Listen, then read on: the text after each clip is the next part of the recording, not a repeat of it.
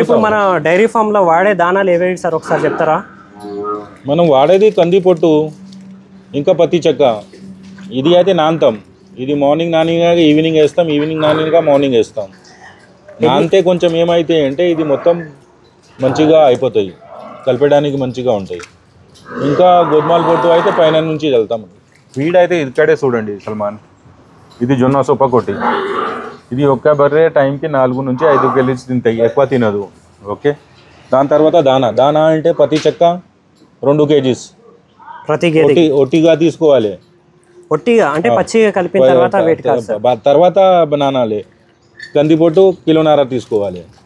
అది నానిన తర్వాత ఇప్పుడు పాలు తీసినప్పుడు ఇప్పుడు దానా వేస్తున్నారు కాదు సార్. ఇప్పుడు వేసిన తర్వాత ఇది ఖాళీ అయిపోయినాక మళ్ళీ నానేసేయాలి. మళ్ళీ అది మార్నింగ్ యూజ్ చేయాలి. కుట్టి ముందుగా వేయాలి, పాలు పిండినప్పుడు ముందుగా కుట్టి వేయాలి.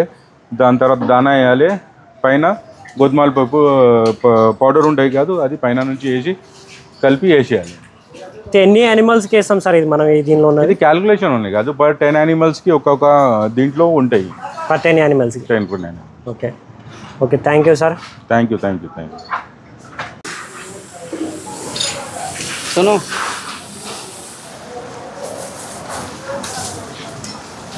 एक भैंस को 1 बाल्टी डालते तुम? का गेदे को बाल्टी कितना किलो आता है इसमें? आप उठा रहे ना, अंदाज़ा बोलिए।